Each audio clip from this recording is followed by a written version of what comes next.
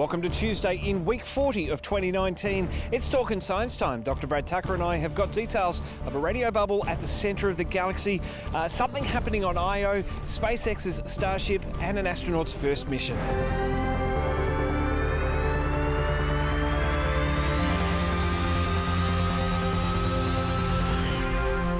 With Dr. Brad Tucker and Matt Miller, this is Talkin' Science on Trekzone. Well, it's another Tuesday. It's Talkin' Science time. Dr. Brad Tucker is with me. Brad, happy Tuesday. Yeah, how's it going? Really good. Hey, there's some pretty cool headlines happening around space at the moment. What's happening in your neck of the woods? I think there's lots of exciting, busy things happening in space.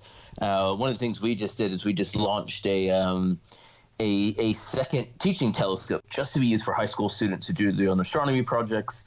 And we just launched late last week a second one because of the growing demand. So it's kind of nice to see how these things are really taking up, even from a high school kid standpoint of how popular it's becoming. That's really cool. So as a student, what sort of student do I have to be able to get on one of these teaching telescopes? So it is only for high school students, unfortunately. So you have to, you can't be a very big adult student.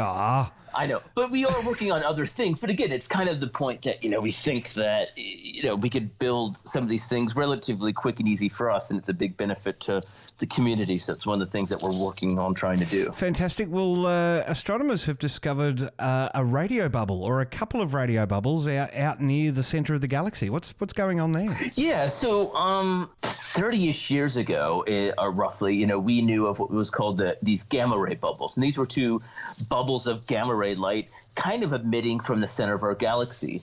And then a new image taken or released with a new sensitive radio telescope in South Africa also has shown kind of these two gigantic radio bubbles leaving the center of our galaxy. And when we say bubbles, there really are kind of this bubble of radio light, but it extends for about 1,400 light years on a side. So there really are a gigantic bubble coming from the center of our galaxy. And that radio telescope is the Meerkat in South Africa. Another one of these places that is really radio quiet, I'm guessing, much like Australia? It is. In fact, this is Meerkat is the prototype for part of the SKA, so the Square Kilometre Array, which is this goal of building a new big radio telescope. Part of the low-frequency stuff will be done in Australia, and the mid to higher frequency stuff, as they call it, will be done in South Africa, and the Meerkat is the prototype of that. And so it's kind of this test of how can we look at, things in a very new sensitive light just by having a bigger, more sensitive radio telescope or series of radio telescope dishes. And it was really cool to see this new radio bubble. And so, it's important because the gamma ray bubble has been a big source of interest for decades for people. And now that there is a radio bubble, it does start to point that something massive happened in the center of our galaxy millions of years ago. And is it relatively young to find these? Like, it's only a few million years old. That's right. So this isn't fairly recent, relatively speaking, history of the Milky Way. And, we do know we have a supermassive black hole in the center of our galaxy. And we do know from observations from as long as we've been doing it, that our Milky Way is a bit quieter. The black hole in our galaxy is a bit quieter than, say, some of these other ones. And so it's always been one of the case and questions of, why is it really quiet, or is it just in a kind of a quiet period? And it appears that maybe it's just in a quiet period that, either something fell into the black hole and then it kind of burped or ejected some of the stuff out, or, maybe there was a bunch of stars exploding near the center of our galaxy that also created it. So something big was happening in the middle of our galaxy recently, a long time ago. Get exclusive access to podcast and behind-the-scenes info by becoming a member on Patreon today. Supporting Australia's unofficial home of Star Trek gets even better with membership starting at just $1 per month. Jump over to patreon.com/TrekZoneOrg.au. Something else that's been a little bit quiet but has suddenly come active again. His namesake is a troublemaker in Norse mythology, but Loki's giving astronomers a hard time. That's right. So Loki is the name of a very specific essentially lava crater on Jupiter's moon Io. So now Io is volcanically active. We know this, and it has been for quite a while. And one in particular, Loki, is a lava lake. So if you think Hawaii, it really is this thing that is changing and active. So it's not quite erupting, but it is a lake being filled with lava. And for about 5 years, from like 2000 to 2004, it happened every 540 days, fairly regularly, that it went through this brightening and filling period every 540 days. Then it kind of stopped, and now it's at 450 days. So it's done something dramatically different in the span of about 8 years. And why is it curious, Brad? Well, so, we're just now starting to understand volcanism on other places.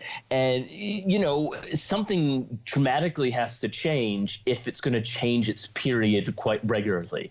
When you go something that is happening all the time at irregular intervals, i.e. like it's been happening in the past, and then all of a sudden it shifts, that means either there's a process underneath that has changed, maybe it's getting ready to erupt again, like in Hawaii, or maybe there's just something else that we're missing on Io and specifically Loki that we just don't know. Things don't dramatically change from doing one thing to another thing in a fairly short time span, unless something else is happening. Is this part of the reason that it's been called Loki?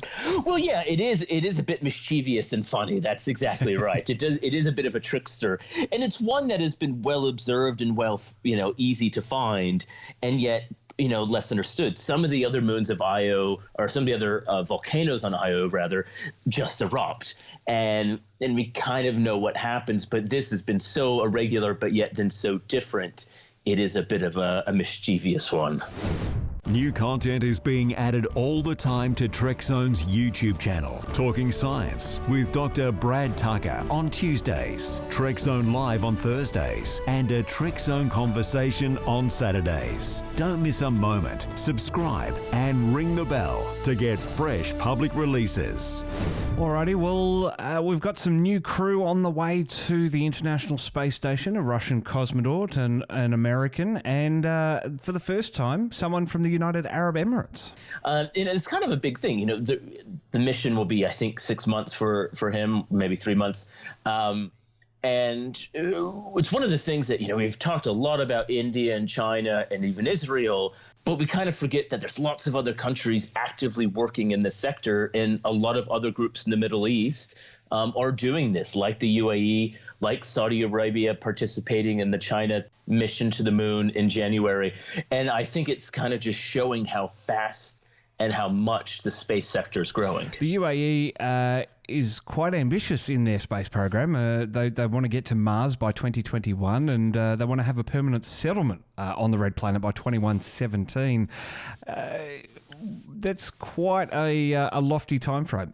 It is. I mean, firstly, I think the 2117 isn't this arbitrary number. It was like 100 years from when they said it in 2017. So it seems like a very weird number to say 2117, we're going to do this. But yeah, I mean, 2021 is around the corner for Mars. And, this means launching in the 2020 window when everyone else is launching to Mars. Maybe they'll get it. I don't know. But it is showing that they are rapidly trying to expand their space portfolio.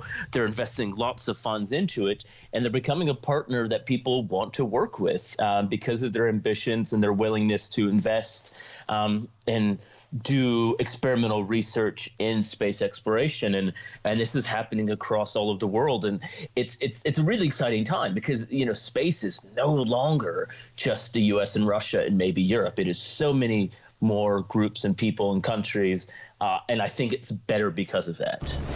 You can get social with Trekzone. Australia's unofficial home of Star Trek is everywhere you are. Get the wrap-up on our Facebook page. Keep in the loop on Twitter and relive Trek episodes on Instagram. Just search for Trekzone. And lastly, Brad, Elon Musk has unveiled SpaceX's rocket that's going to get them to the Mars and back. Yeah, so the Starship has been this new prototype under development for their new rocket. as you said, to get to Mars.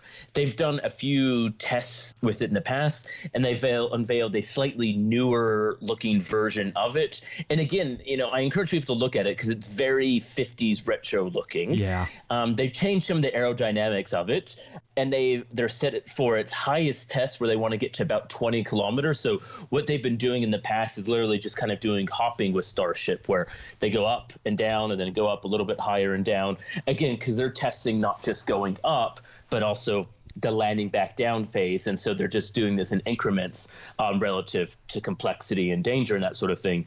And so they want to hit the 20-kilometer mark as a test soon, and really start achieving these goals of testing their new big spacecraft to Mars. And Saturday was a bit of a milestone for SpaceX, for Elon to be announcing this. It was, of course, the 11th anniversary of their first rocket reaching orbit. So they've come a long way in really a short space of time. It is, and it's kind of like with the UAE, the sector's changing so much, and these ideas are not far-fetched. People are working on them, people are doing them, and it's not just SpaceX, it's Blue Origin and Virgin Galactic and a whole bunch of other private companies. And so when we think about sending things to Mars, it is, relatively speaking, around the corner. When we talk about private tourists into space, it is imminent. And it's an exciting time in the sector. Alrighty, well, Starship is hoping to reach about 65,000 feet within 2 months, and then from there, space is the limit, I guess. Exactly, that's right. The next goal is to get to suborbital, and then actually achieve an orbit, and then sending those first tourists to the moon in a few years' time. Absolutely incredible, Brad. Well, thanks for talking science, and we'll catch you next week. Sounds good.